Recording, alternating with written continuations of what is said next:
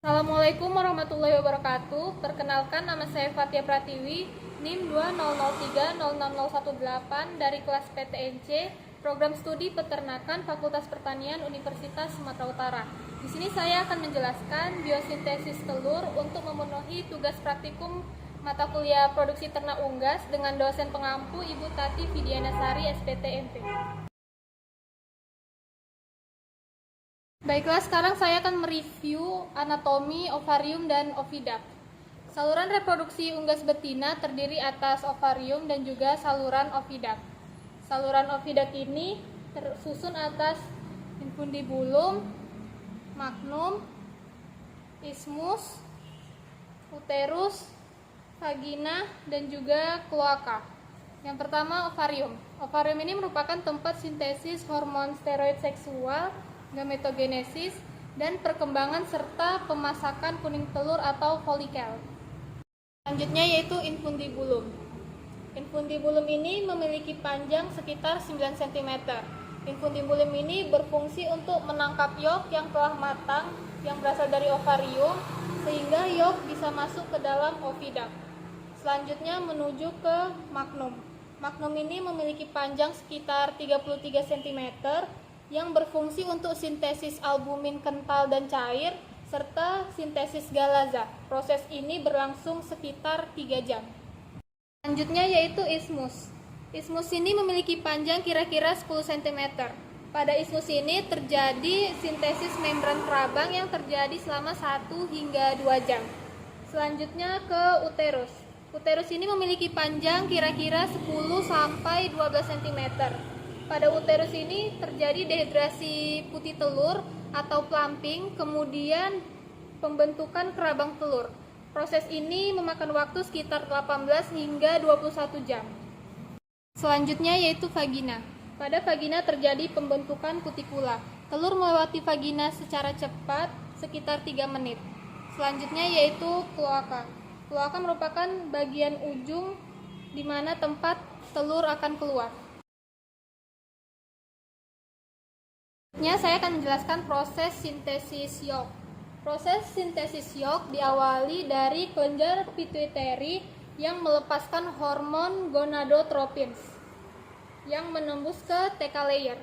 Kemudian akan menghasilkan hormon estrogen, yang dimana hormon estrogen ini berfungsi untuk mensintesis bahan penyusun yolk, yaitu asam amino, fosfor, kalsium, dan juga lipid. Proses ini terjadi di nukleus pada hati. Kemudian hasil dari sintesis pada hati ini akan menghasilkan beta lipoprotein dan juga vitellogenin. Yang mana beta lipoprotein akan menembus 2 lapisan, yaitu TK layer dan granulosa layer. Selanjutnya, vitellogenin akan terbagi menjadi lipofitelin dan juga fosfitin, yang mana akan menembus 2 lapisan, yaitu TK layer dan granulosa layer, sehingga akan menghasilkan yolk. Selanjutnya saya akan menjelaskan proses sintesis albumin.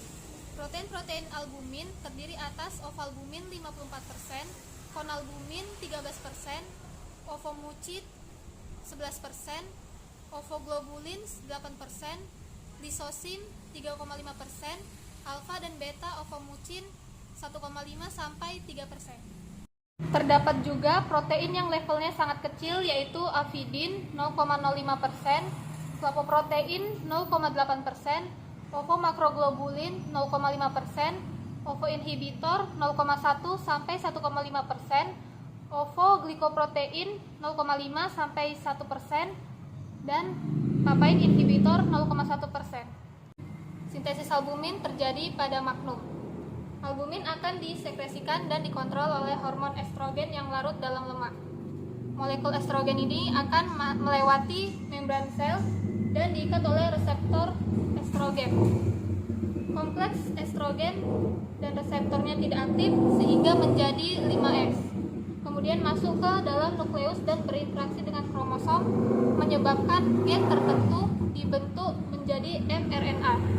Kemudian mRNA akan keluar dari nukleus menuju ke ribosom dan ditranslasi menjadi protein spesifik berupa asam amino sehingga menghasilkan albumin dan protein telur khas lainnya. Proses ini berlangsung selama 3 jam. Selanjutnya yaitu proses sintesis kerabang. Sintesis kerabang ini terjadi di dalam uterus selama 18 hingga 21 jam. Sintesis kerabang terjadi dikarenakan adanya ion kalsium dan karbonat yang berada di dalam plasma darah. Ion karbonat ini berasal dari hasil metabolik mukosa sel kelenjar kerabang, yaitu CO2 ditambah H2O menghasilkan asam karbonat yang dibantu oleh enzim karbonik anhidrase. Kemudian asam karbonat ini akan dipecah menjadi HCO3 ditambah H positif. Kemudian asam karbonat akan masuk ke dalam cairan dalam kelenjar kerabang dan kemudian melepas hidrogen. Lalu kalsium dari plasma darah akan masuk ke mukosa sel kelenjar kerabang, kemudian masuk ke cairan dalam kelenjar kerabang, kemudian bergabung dengan CO3- menghasilkan kalsium karbonat, yaitu kerabang peluh.